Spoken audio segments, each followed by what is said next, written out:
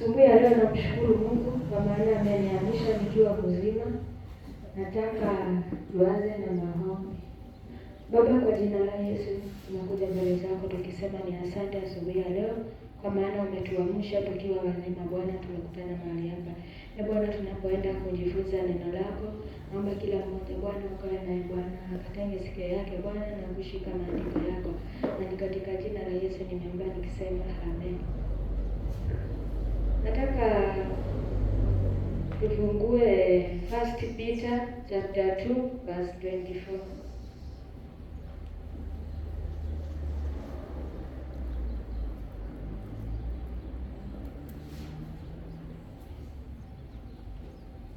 First Peter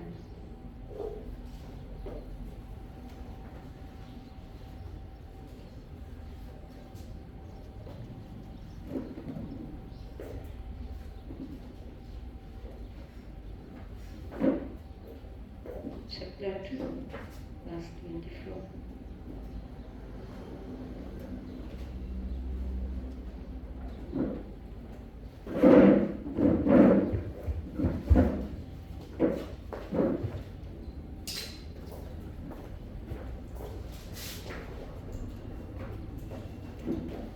Kifika hapo tuseme amen.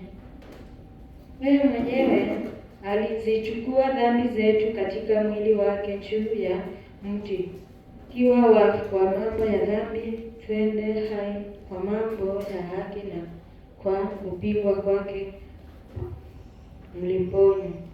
Kwa maana mlikuwa mnapotea kama kondoo, lakini sasa umemrudia mchungaji na mwangalizi wa roho zenu. Bwana asifiwe. Nataka tujifunze leo ni kufufuka kwa Yesu Kristo. Kwa maana mateso ambayo yote Yesu alipitia ni kwa sababu ya dhambi zetu. Mungu kwa kumtoa mwanae Yesu Kristo ili aje atuokoe kutoka kwa dhambi. Bwana asifiwe.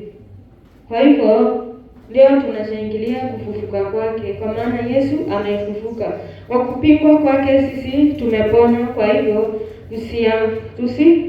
tusiungame dhambi zetu ili tusamehewe. Kwa maana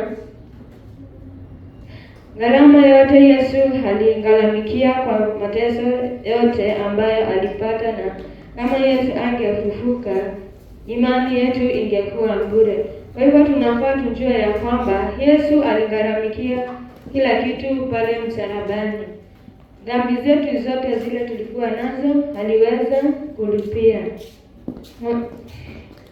Kwa hivyo tuache kukimbizana na mambo ya dunia na kukubali Yesu katika maisha yetu, kwa maana hatuwezi kulinganisha Mungu na mali ya dunia.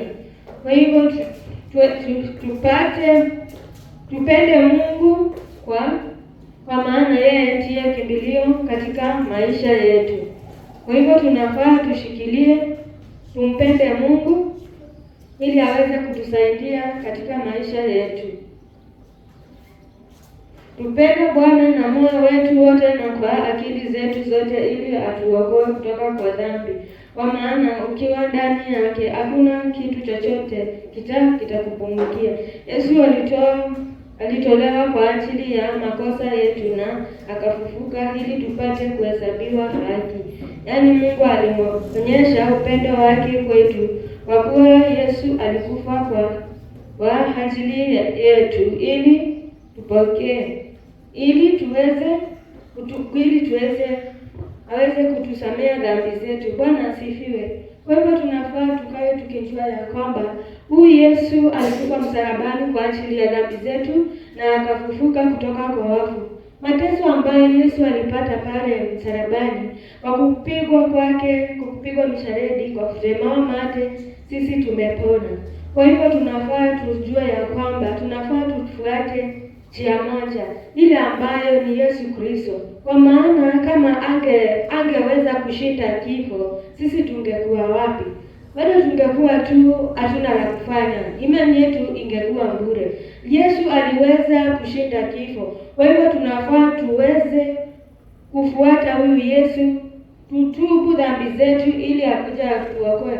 Kwa maana pale msalabani alisema yote imekwisha. Aliweza kungharamikia kila kitu mahali pale, kwa maana hakuna mtu yeyote yule ambaye anaweza jitolea ili asulubiwe kwa ajili ya mwingine. Mungu alionyesha upendo kwetu, kwa maana anatupenda kwa kumtuma Yesu mahali hapa ulimwenguni ili aje atuokoe. Na Yesu aliweza kupitia mengi, alikataliwa, alisulumbishwa, alipitia mateso hadi akaweza siku ya kukufa kwake na akazikwa na akaweza kufufuka siku ya tatu. Kwa hivyo tunafaa tuamini ya kwamba Yesu alifufuka na Yesu amefufuka. Kwa hivyo ukikiri kwa kinywa chako ya kwamba Yesu alifufuka, utasamehewa dhambi zako na utaokoka. Kwa hivyo tuamini huyu Yesu katika maisha yetu, tumfuate, tushike amri zake na tumpende ili aweze kutuokoa. Bwana asifiwe. Tuache mambo ya dunia, kwa maana tukifuata mambo ya dunia tutapotea. Tuweze kupendana sisi kwa sisi, ili kwa maana yeye ametuachia upendo ile alikuwa nayo. Kwa maana Yesu anapenda kila mtu. Hivyo ndivyo Mungu alionyesha upendo kwetu. Bwana asifiwe. Kwa maana anatupenda. Sisi tukiwa wenye dhambi, aliweza kutupigania, akatufia na akafufuka ili aweze kutuokoa kutoka kwa dhambi. Ni nini tunaweza fanya? Kwa hivyo tunafaa tujitolee. Tufuate njia moja, ile ambayo ni Yesu Kristo, ambaye ni mkombozi katika maisha yetu, ambaye anaweza tuokoa. Bwana asifiwe. Kwa maana ndiye tegemeo letu na hakuna mwingine ambaye tunaweza tegemea. Siku ya leo tunafaa tushangilie ya kuwa Yesu aliweza kushinda kifo. Na kama angekufa na kama angefufuka, sisi tungekuwa wapi? Bwana asifiwe. Kwa hivyo tufuate njia moja, ile ni Yesu Kristo.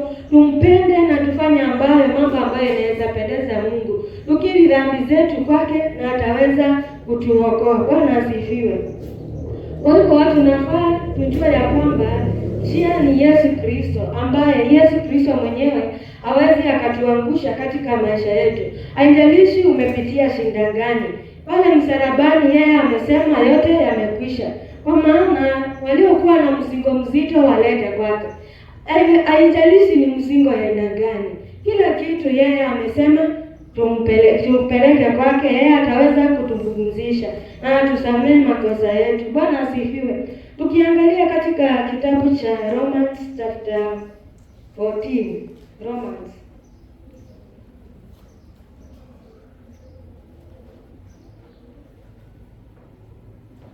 mstari wa 7, Romans 14:7 inasema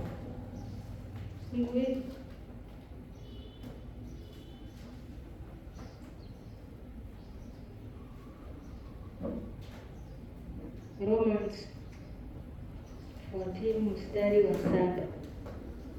Najua tena nimehakikishwa sana katika Bwana Yesu ya kuwa hakuna kitu chochote na jinsi kwa asili yake, lakini kwake yeye akionaye kitu kuwa na jinsi kwake, huyo kitu kile ni jasiri. Na ndugu yako akiingia huzuni kwa sababu ya chakula, nimesoma sorry 14 mstari wa 7. Kwa sababu hakuna mtu miongoni mwetu aishie kwa nafsi yake, wala hakuna afaye kwa nafsi yake. Kwa maana kama tukiishi twaishi kwa Bwana, au kama tukifa twapa kwa Bwana. Basi kama tukiishi au kama tukifa tu mali ya Bwana. Na maana Kristo alikufa akawa hai tena, kwa sababu hii hawaaminiki waliokufa na walio hai pia. Lakini wewe nje, mbona wahukumu ndugu yako? Au wewe nje, mbona wamdharau ndugu yako? Kwa maana sisi sote tutasimama mbele ya kiti cha hukumu cha Mungu. Kwa kuwa imeandikwa kama isivyo anena Bwana, kila goti litapigwa mbele zangu na kila ulimi utakiri. Basi hivyo kila mtu miongoni mwetu atatoa habari zake mwenyewe mbele za Mungu. Basi usizidi kuhukumiana, bali afadhali toeni hukumu, ili mtu asitie kitu cha kumkwaza ndugu au cha kumwangusha. Bwana asifiwe. Hii maandiko inatufunza ya kwamba hata wakati jirani yako amekukosea, haufai kumhukumu. Tunafaa tusameane. Kwa maana Yesu amesema kila kitu tumpelekee yeye mwenyewe, tupatiane mahitaji zetu yeye kwa yeye. Kwa maana maandiko hata inasema ya kwamba ukipingwa hii hapa unaonyesha hii hapa pengine. Bwana asifiwe. Ni wangapi ambao wanaweza kumbali mtu apingwa hapa na apeana hapa pengine? Wadogo. Ukiona mtu amekufanyia kitu mbaya kama amekukwaza, na kusema ukweli umeweza ukamsamehe au hujamrudishia, Bwana asifiwe, unjue uko na Mungu, umejazwa na Roho Mtakatifu ndani yako na Mungu ashakutolea. Bwana asifiwe, na umesimama naye. Kwa maana ni ngumu, lakini maandiko ndio inasema ya kwamba kweli tusifanye kitu ambacho kinaweza ukosa ndugu yako kama rafiki yako. Bwana asifiwe. Kwa hivyo tusihukumiane, tusije tukahukumiwa. Bwana asifiwe. Si watu tunahukumiana, lakini maandiko inasema tusihukumiane. Bwana asifiwe. Kwa hivyo tutafanya nini? Wakati mwenzako amekukosea utafanya nini? Ambia msamehe na uombe kwa Mungu. Bwana asifiwe. Kwa maana maandiko ndio inasema tumpe mizigo yote na atachukua. Bwana asifiwe. Zile mizito. Bwana asifiwe. Kwa hivyo tukae tukijua ya kwamba Mungu yuko pamoja nasi kila wakati, na kila wakati Mungu anaishi na sisi. Tusilemewe. Bwana asifiwe. Tusifanye mambo kulingana na mapenzi yetu. Kwa maana ukifanya mambo kulingana na mapenzi yako utapotea. Bwana asifiwe. Na maandiko inasema tusihukumiane, tusije tukahukumiwa. Bwana asifiwe. Kwa hivyo tunafaa kitu ya kwanza tuombe ili Mungu aweze kututengeneza. Bwana asifiwe. Tusimame na yeye. Kwa maana kuna tabia unaweza kuwa uko nazo, lakini ukikosa kusimama na Mungu asitakuondoka. Bwana asifiwe. Lakini ukikiri kwa kinywa chako Yesu alikufa na akafufuka kwa ajili ya dhambi zako, Bwana asifiwe, utasamehewa dhambi zako na utaokoka.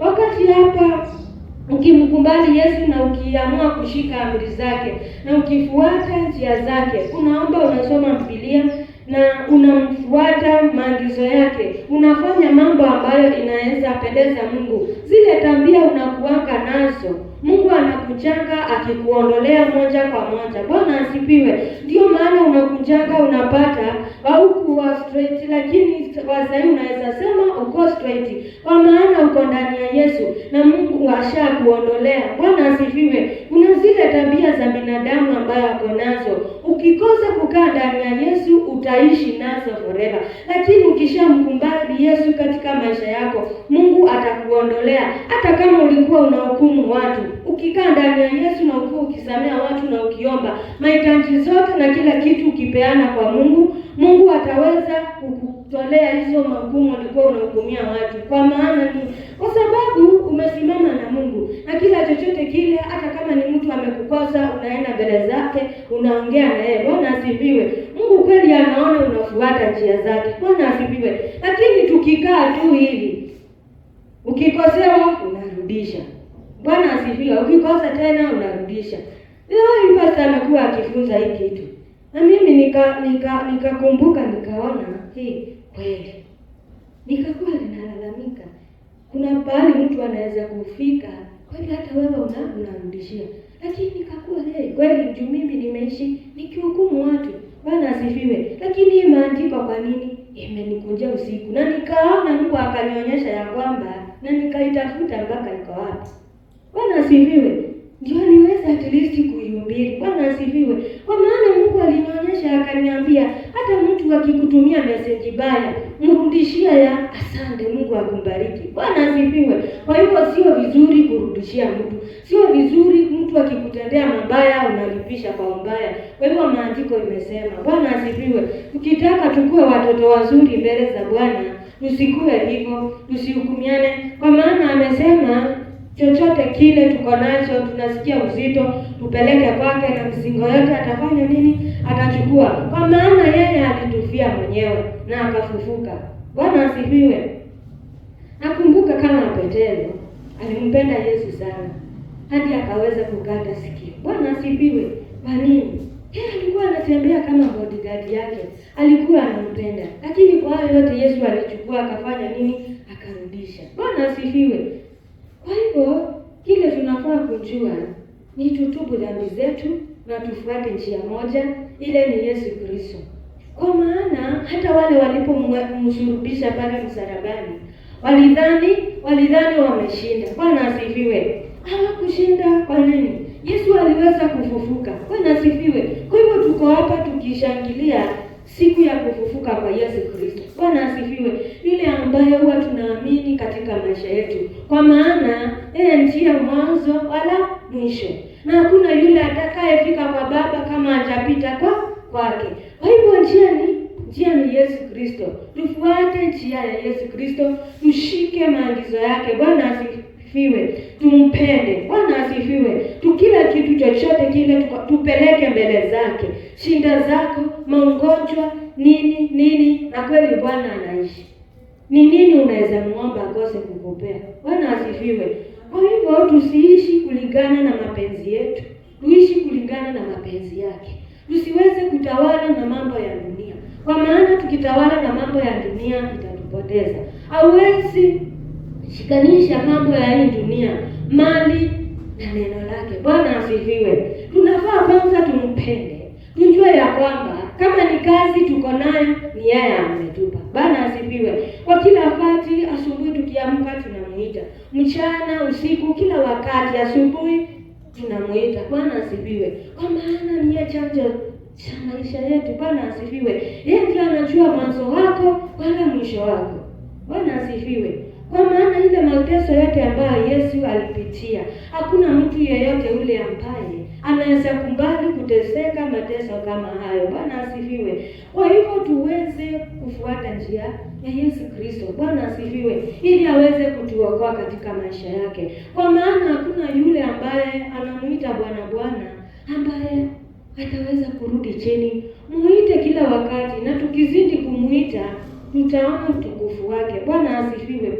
Kwa hivyo tusichoke kuita Mungu, tusichoke kuomba Mungu. Yeye ako tayari. Bwana asifiwe. Bora tumuombe tukiwa na amani ya kwamba atatenda na atatufanyia. Kwa hivyo tunafaa kitu ya moja, tumpende Yesu. Tuishi tukiomba, tusome maandiko. Sisi wenyewe tupendane. Kwa maana hata chuki imekatazwa mahali hapa.